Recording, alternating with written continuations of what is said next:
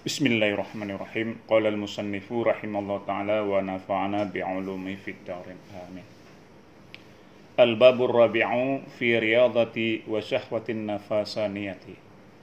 Bab yang keempat pada pembahasan mengenai riyadah dan syahwat nafasaniyah.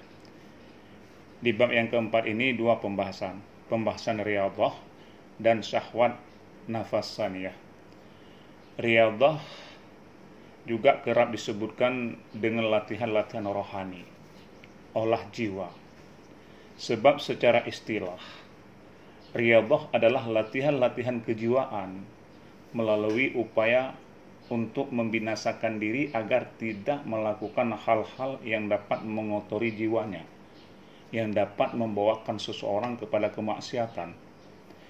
Jadi itu namanya riyadah, olah jiwa sebagai bentuk latihan untuk dapat menyingkirkan nafsu syahwat atau istilahnya syahwat nafasaniyah.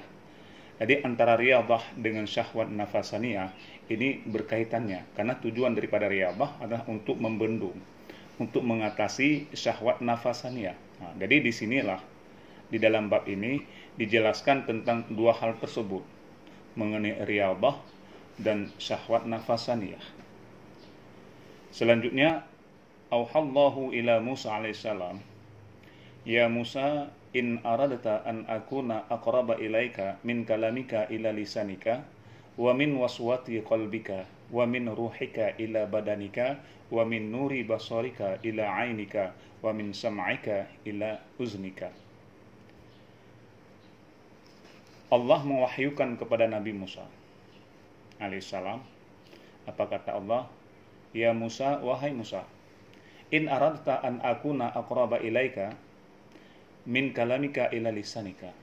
Wahai Musa, jika engkau ingin agar aku lebih dekat kepadamu, jika engkau lebih dekat kepadaku min kalamika ila lisanika, dibandingkan kedekatan ucapanmu dengan lidahmu, wa min waswati qalbika, dan juga kedekatan waswas hatimu dengan hatimu, wa min ruhika ila badanika, dan kedekatan daripada ruh jiwa engkau, ruh engkau dengan badan engkau, ila badanika kepada badan engkau, wa min nuri basarika ila ainika, dan daripada cahaya penglihatan engkau kepada mata engkau, wa min sam'ika ila uznika, dan daripada pendengaran engkau kepada telinga engkau.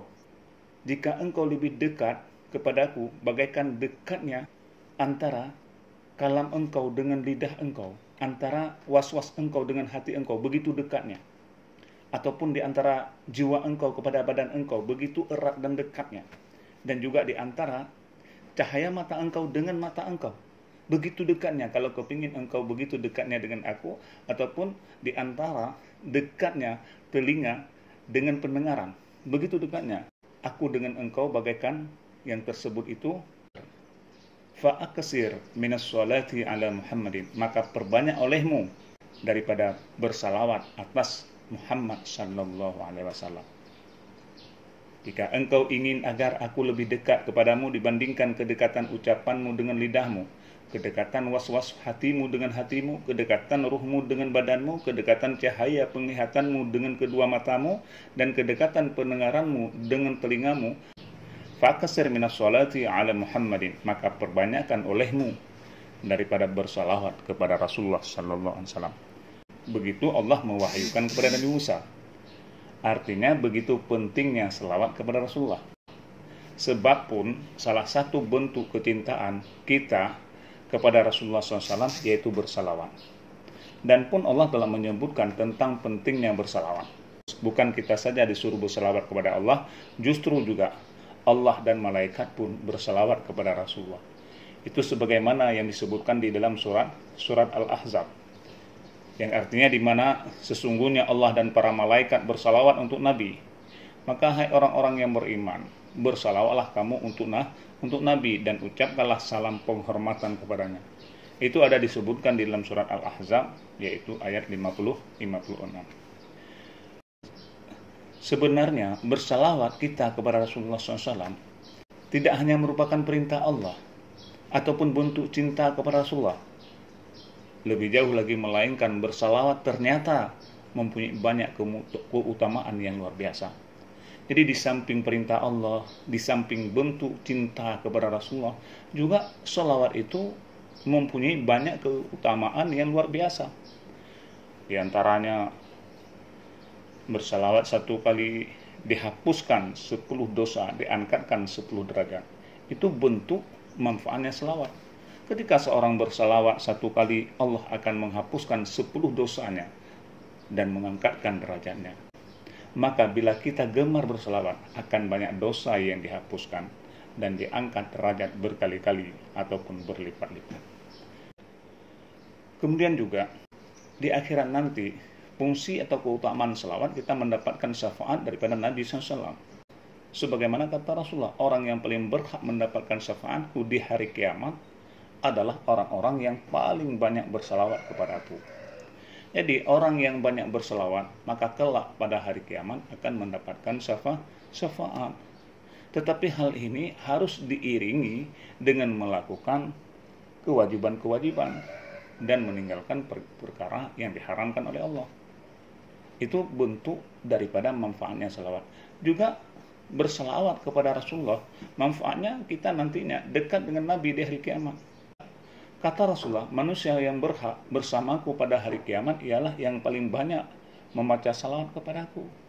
Itu bentuk daripada manfaatnya salawat di hari kiamat nantinya. Maka paling banyak faedah atau keutamaan salawat-salawat di samping daripada perintah Allah dan juga perintah junjungan kita, juga manfaatnya luar biasa. Maka Allah mewahyukan kepada Nabi Musa, perbanyakkan olehmu wahai Musa bersalawat kepada Rasulullah sallallahu alaihi wasallam.